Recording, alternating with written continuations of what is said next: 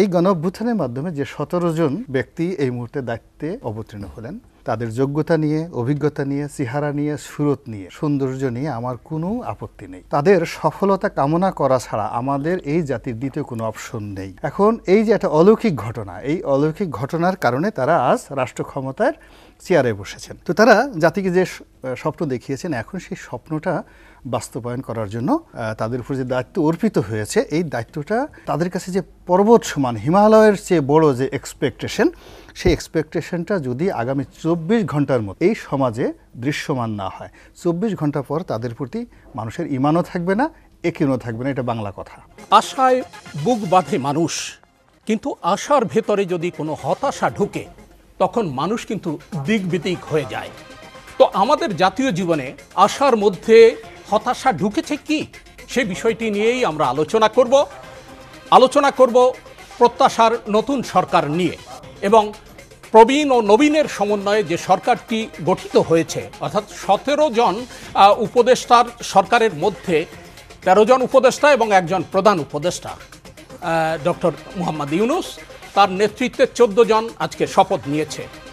এই নতুন সরকার প্রবীণ ও নবীনের সমন্বয়ে যেটি গঠিত হয়েছে, সেটা কতটা দ্যুতি ছড়াবে, শুরুতেই আমরা শুনব রাজনৈতিক বিশ্লেষক সাবেক সংসদ সদস্য গোলাম মাওলা রনির কাছে।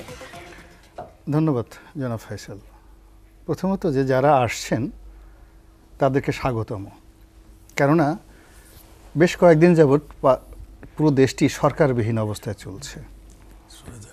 তো এই যে ৫ তারিখে একটা অপ্রত্যাশিত গণ অভ্যুত্থান, বিকজ পুরোটা দিন আমি মাঠে ছিলাম, একেবারে যেদিন কারফিউ ছিল ১২টা পর্যন্ত আমি মাঠে ছিলাম, ১২টার পর আমি অফিসে এসেছি, ফলে পুরো ঘটনাটা আমার চোখের সামনে ঘটলো। তো ৫ তারিখে ২টোর সময় যদি সাবেক প্রধানমন্ত্রী উনি হেলিকপ্টারে উঠে থাকেন, তাহলে আমি রাজপথ থেকে যখন আসছি, অফিসে আসছি, আমার এই সময়টার মধ্যে ১২টার মধ্যে আমি ঢাকা শহরের কোথাও একটা জমায়েত দেখিনি উইদিন ১২টার মধ্যে। কিন্তু একটার মধ্যেই আমি শুনতে পেলাম যে লোকজন আসছে যাত্রাবাড়ি থেকে, লোকজন আসছে উত্তরা থেকে এবং গণভবনের দিকে আসছে, এবং ২টোর সময় জানতে পারলাম যে তিনি চলে যাচ্ছেন একদম পারফেক্টলি। আর পাবলিক হয়তো, যেটা আমার সোর্স আছে, পাবলিক হয়তো জেনেছে আরও ২ ঘন্টা, ৩ ঘন্টা, ৪ ঘন্টা, ৫ ঘন্টা পরে। তাহলে আপনি দেখুন যে পুরো যে প্রক্রিয়াটি, এটি এমনভাবে ঘটেছে মনে হয় যেন আল্লাহ রাব্বুল আলামিন আকাশ থেকে নাজিল করে আমাদের জন্য একটা গণ অভ্যুত্থান দিয়েছেন। ১। ২ নম্বর হলো এই গণ অভ্যুত্থানের মাধ্যমে যে ১৭ জন ব্যক্তি এই মুহূর্তে দায়িত্বে অবতীর্ণ হলেন, তাদের যোগ্যতা নিয়ে, অভিজ্ঞতা নিয়ে, চেহারা নিয়ে, সুরত নিয়ে, সৌন্দর্য নিয়ে আমার কোনো আপত্তি নেই, এবং তারা চমৎকার করে কথা বলেন, এবং তাদের সবারই রয়েছে বর্ণাঢ্য ইতিহাস। তাদের সফলতা কামনা করা ছাড়া আমাদের এই জাতির দ্বিতীয় কোনো অপশন নেই। এর কারণ হলো এই ১৭ জন লোক যদি ফেল করেন, ব্যর্থ হন, তাহলে আমরা যারা টেলিভিশনে এসে মুখ ঝুলিয়ে, গাল ঝুলিয়ে জাতিকে বিভিন্ন নসিহত দেই, আমাদের প্রত্যেকটা লোকের কপালে নিদারুণ অপমান আছে অনাগত দিনে, যে আমাদের দেশে হবে সেই ছেলে কবে কথায় না বড় হয়ে কাজে বড় হবে। এখন এরা সারা জীবন জাতিকে আশার বাণী শুনিয়েছেন, চমৎকার চমৎকার কথা বলেছেন, স্বপ্ন দেখিয়েছেন। এখন এই যে একটা অলৌকিক ঘটনা, এই অলৌকিক ঘটনার কারণে তারা আজ রাষ্ট্র ক্ষমতার চেয়ারে বসেছেন। চেয়ারে বসার পর ডক্টর আসিফ নজরুল, রেজওয়ানা চৌধুরী, মানে রেজওয়ানা, সারা, যারা যারা বসছেন, এরা সবাই আমার খুব ঘনিষ্ঠজন, কাছের, ইনক্লুডিং ডক্টর ইউনূস সাহেব সহ। তো তারা জাতিকে যে স্বপ্ন দেখিয়েছেন, এখন সেই স্বপ্নটা বাস্তবায়ন করার জন্য তাদের উপর যে দায়িত্ব অর্পিত হয়েছে, এই দায়িত্বটা মানে তাদের কাছে যে পর্বত সমান, হিমালয়ের চেয়ে বড় যে এক্সপেকটেশন, সেই এক্সপেকটেশনটা যদি আগামী ২৪ ঘন্টার মধ্যে, উইদিন 24 আওয়ার্সের মধ্যে এই সমাজে দৃশ্যমান না হয়, ২৪ ঘন্টা পর তাদের প্রতি মানুষের ঈমানও থাকবে না, একিনও থাকবে না। এটা বাংলা কথা। ২৪ ঘন্টা পর তাদের ব্যাপারে কারো কোনো আকর্ষণ থাকবে না। এখন এই ২৪ ঘন্টার সমস্যা কি? পুলিশ এখন পর্যন্ত স্টেশন যায়নি, আমাদের ছেলেমেয়েরা তারা রাস্তা পরিষ্কার করছে, রাস্তায় ট্রাফিক দিচ্ছে।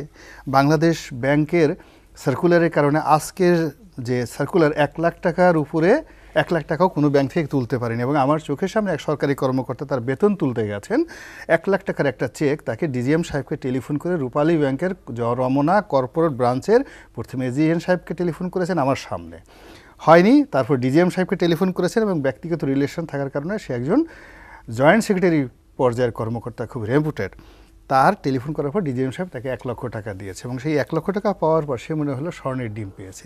এই জিনিস 24 ঘন্টার বেশি চলবে না।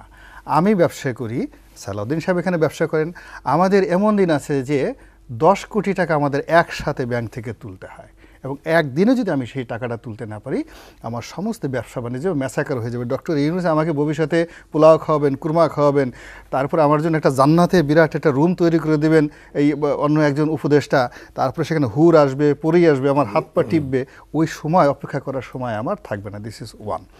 সেকেন্ড থিং হলো, এই মুহূর্তে আমি যে ভয়াবহ বিপদ এই 17 জনের মধ্যে দেখতে পাচ্ছি, এদের কেউই প্রো পিউপিল নয়, মানে তাদের সঙ্গে জনগণের সাথে মাস পিউপিলের সাথে যে পলিটিক্যাল কানেক্টিভিটি এদের কারোরই নেই, অ্যাটাচমেন্টটা কম, কোনো নেই।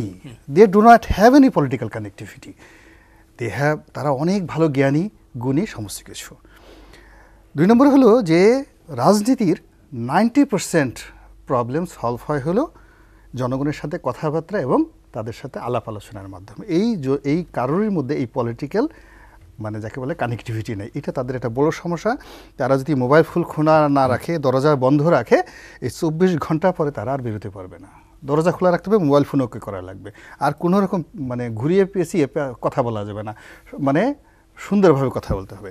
সেকেন্ড ঠিক হলো তারা ওখানে মানে কি বলবো, ওখানে যে কাজের জন্য গেছেন সে অ্যাডমিনিস্ট্রেটিভ ওয়ার্ক, প্রশাসনিক দপ্তর। একজন লোক এই যে যারা বসছেন, সেই 30 বছর চাকরি করার পর তিনি একজন সচিব হবেন, তিনি একজন মেজর জেনারেল হবেন, তিনি একজন আইজি হবেন, তো তিনি তাকে স্যালুট দিবেন, স্যার বলবেন, তার সামনে ফাইল নিয়ে দাঁড়িয়ে থাকবেন।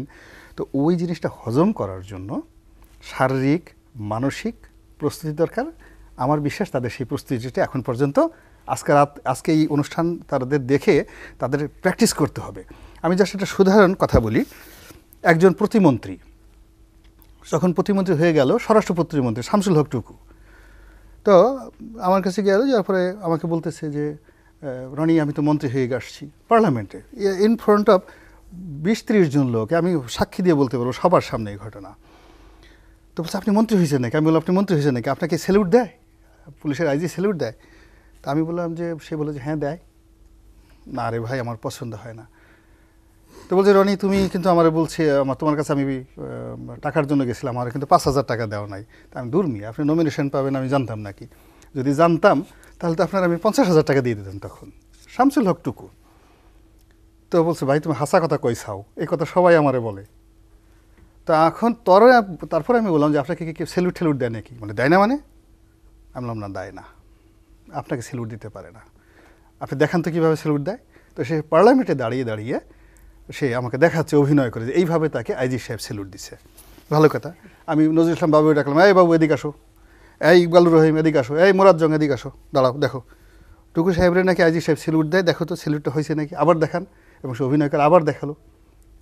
ফলে এই যে দেখুন যে একটা সম্মান গ্রহণ করার মতো যদি তার মন মানসিকতা চরিত্র না থাকে, ওই অযোগ্য লোককে ওই জায়গাতে বসালে কি অবস্থা হয় তার বাস্তব প্রমাণ জননেত্রী শেখ হাসিনা এই বাংলাদেশে দেখাই গেছে।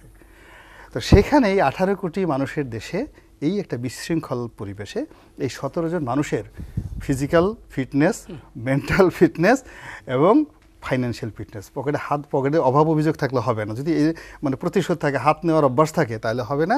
তাদেরকে ফেরেশতার মতো ওইরকম ইমানে থাকতে হবে।